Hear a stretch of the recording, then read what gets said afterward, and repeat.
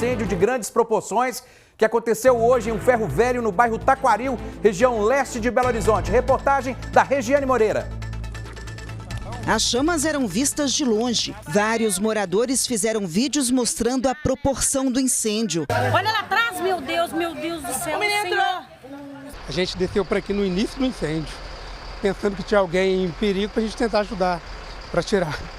E aí vocês correram bastante, tiraram veículos? Corremos. Tinha um veículo ali debaixo do fogo, a gente retirou ele ali, arrastamos para o outro lado da rua. Esta mulher usou uma mangueira para tentar apagar as chamas que estavam bem próximas de algumas casas e também poderiam atingir a rede elétrica desta rua do conjunto Taquaril. Todo mundo se juntou para ajudar, né, a apagar o incêndio? Com certeza, arrebentaram a mangueira aqui da Copasa para iniciar, porque o bombeiro demorou um pouco.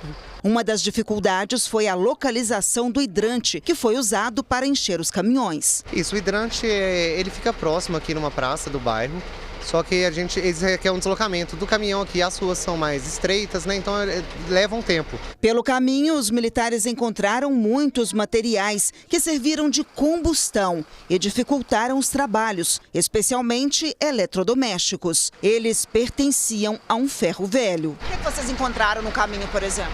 A gente tem bastante eletrodomésticos, pneus, botijões velhos, garrafas, entre outras coisas. Segundo o dono aqui, eles fazem o material reciclável, então assim, eles guardam todo esse material reciclado. Então a gente tem bastante, uma diversidade de material, mas não só metal. As chamas começaram durante uma limpeza de terreno. Segundo o Corpo de Bombeiros, um morador colocou fogo em uma área, mas por conta do vento forte, rapidamente as chamas se alastraram. Isso, e até aproveitando a oportunidade, a gente reforça sempre que a gente for fazer essa limpeza de vegetação no lote. Então assim, eu tenho um lote vago, tenho um quintal, preciso fazer uma limpeza desse lote, roçar mesmo esse material, capinar esse material, recolher um saco de lixo e descartar ele em um local apropriado. Não fazer essa queima de limpeza, porque a gente não tem controle de como que isso vai progredir. A situação aqui demonstra exatamente isso. A gente tenta fazer uma queima do material vegetal, acaba propagando para um outro tipo de material e vira essa situação. Um dos imóveis teve a estrutura comprometida e a proprietária foi orientada a sair do local. Difícil. Deus abençoe eles, que eles consigam tudo de bom. Mas fora isso aí, graças a Deus, família, não aconteceu nada demais. Tudo ocorre bem, graças a Deus, está todo mundo bem. Mas na hora que começa, a gente fica preocupado, né? Verdade. E a repórter Gisele Ferreira está ao vivo do local para trazer as atualizações. Boa noite, Gisele. Oi, Moreira, boa noite para você, boa noite para todo mundo. Foram várias horas que o Corpo de Bombeiros levou para poder conter estas chamas. Agora as chamas já foram controladas. Eu vou mostrar agora onde esse fogo teria se alastrado aí, começou, né? Na verdade, como a gente viu aí na reportagem, um vizinho teria colocado fogo durante uma limpeza de um lote. Esse fogo rapidamente se espalhou aqui para este ferro velho. Olha, a gente vê que tem muita coisa aqui, né? Muito material inflamável.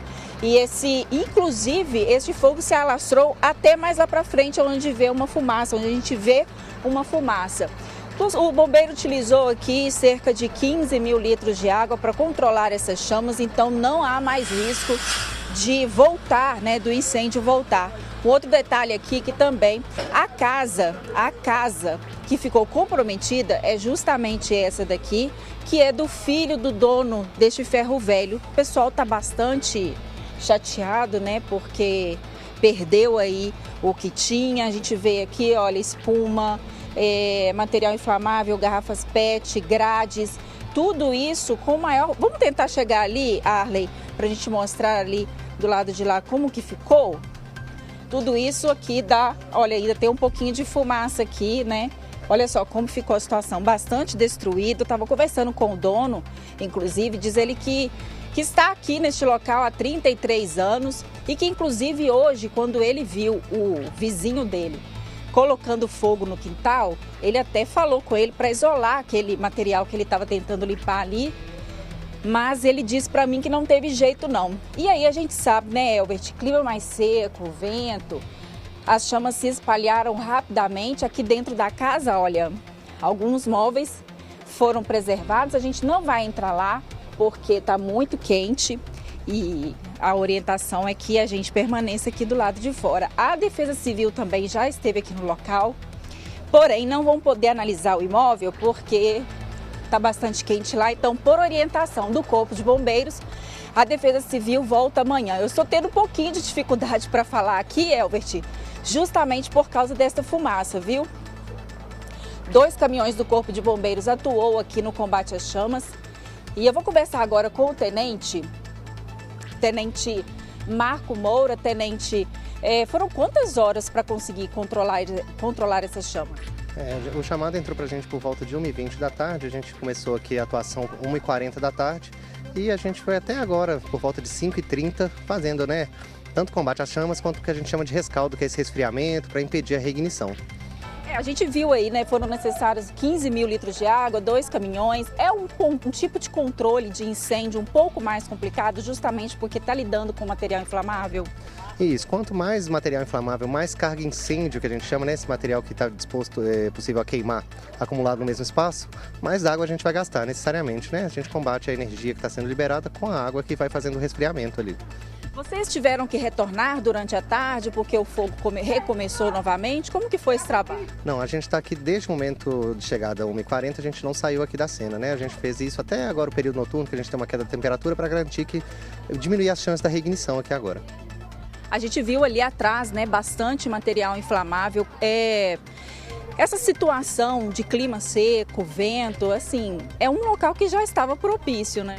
Sim, a gente sempre bate nessa tecla, todo ano chega esse período que a gente chama de período de estiagem, que é justamente um tempo mais seco, a gente não tem um regime de chuvas, né? A temperatura muito elevada durante o dia, mesmo com a queda brusca durante a noite, que favorece esse tipo de incêndio, principalmente na vegetação que fica seca, fica sem umidade, ela não tem nenhuma proteção natural contra o fogo.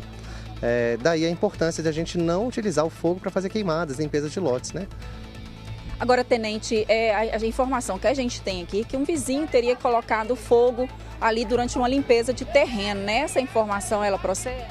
A gente não teve essa confirmação, a gente também obteve, né, essa informação aqui junto aos vizinhos que falaram que o vizinho realizou essa limpeza e que, ao invés de se desfazer desse material combustível, desse material de vegetação, ele preferiu por fogo, né, que gerou esse acidente.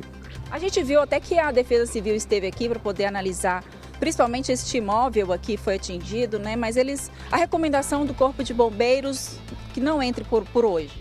Isso, a gente já havia feito a interdição aqui, tanto desse imóvel quanto que tem embaixo, por causa das altas temperaturas, a gente tem algumas fissuras, algumas trincas, algumas rachaduras, alguns danos, né, na laje, os elementos estruturais, que a gente vai tirar esse pessoal de casa e dar o suporte necessário junto à Defesa Civil, que é parceira do Corpo de Bombeiros Militar, né, para essas pessoas. Amanhã eles voltam quando tiver resfriado, porque esse regime de resfriamento também afeta a estrutura, para avaliar como que ficou a situação, se eles realmente vão precisar evadir o imóvel, se eles vão poder retornar, como é que fica essa situação. Então o imóvel que ficou interditado, eu vou pedir para o Arley mostrar, é justamente entre o ferro velho e o portão dessa casa aqui, que é a casa, né, onde os moradores, onde eles vivem ali, né? Então ali tá tudo interditado. Agora a gente tem aqui, parece um ponto de comércio, outros imóveis ao entorno chegaram a ser atingidos? Na verdade, todo o lote aqui a gente interditou. Tem uma casa que está logo abaixo desse aqui, que também foi interditada. Caso aconteça um desabamento, ela seria atingida também. Aí logo em seguida a gente já tem uma casa que não mora ninguém e aí já tem uma casa que está afastada que a pessoa pode permanecer. Em termos de incêndio, outras estruturas não foram atingidas, só essa, mas ela, como a estrutura pode estar comprometida, por precaução, por prevenção, a gente evacuou o pessoal da casa de baixo ali, que seria atingido. Sempre que tem uma situação dessa, né, o Tenente, em relação a incêndio, tanto na área urbana quanto na área de vegetação, a gente sempre deixa uma orientação do Corpo de Bombeiros, né? No caso aí, a pessoa vai fazer uma limpeza no quintal, no terreno ali de casa, como que deve ser feito? Fogo não deve ser usado, né? Sim, a preparação para esse período de estiagem que a gente fala, ela começa sempre muito antes, então assim, programe a limpeza do seu lote, né? A gente sabe que a vegetação vai crescer, que ela vai começar a incomodar em algum momento, então mantenha ela sempre baixa, utilize roçadeira, invista aí numa enxada para fazer a capina desse lote, recolha esse material e descarte ele junto ao sistema de limpeza urbano mesmo, porque o fogo a gente não tem o controle de como é que isso vai se desdobrar. Às vezes a gente até acredita que está fazendo uma queima controlada ali, mas é uma fuligem que se dispersa, é capaz de gerar um acidente de grandes proporções. Muito obrigada pela sua participação aqui no Cidade Alerta, Tenente. Olha só, o Elbert, a gente está mostrando aqui exatamente ainda o local, né, onde que tudo foi destruído. O Arley está mostrando aí pra gente. Ainda tem uma fumaça aqui, mas segundo o Corpo de Bombeiros, não tem mais indícios de que pode voltar a voltar aí as chamas. Agora eu quero mostrar aqui também um outro lado, Arley, vem comigo fazendo favor. Mostrar aqui, na verdade eu quero conversar com o dono da casa, que é o senhor Isael. Ele está muito chateado, bastante assim, desolado, o senhor Isael. Ele contou para mim que ele mora aqui há mais ou menos 33 anos. E em questão de segundos, né, senhor Isael, o senhor viu aí perder tudo. Eu ainda avisei indo para um amigo ali que tem o terreno do lado e sobre o incêndio, sobre poderia dar um incêndio. Então ele, não sei se ignorou ou não tomou devidos cuidados, né, de olhar, roçar o terreno. E eu sei que o fogo foi rápido demais, né? Quando eu vi, eles tinham colocado fogo. E minha casa é próxima. Agora é assim, eu não sei como eu vou recuperar esse prejuízo, né, que eu tive. Onde o senhor estava na hora do incêndio? Eu estava na minha casa, na parte de baixo, que é a 35 metros. E quando o senhor viu o fogo, o que o senhor fez? Qual foi a reação do senhor? Eu cheguei, olhei na divisa do lote ali, ainda falei com ele, você isolou aí. Ele falou, não vai pegar fogo não, ele não vai dar problema não, mas o fogo foi tão rápido que você vê, né, muita folha, muito mato seco, e veio rápido demais, não tem como agir em apagar o fogo. Então invadiu o meu terreno, muita coisa que às vezes tinha para queimar e veio queimar até minha estrutura da minha casa, que está ali, né, para me recuperar esse prejuízo.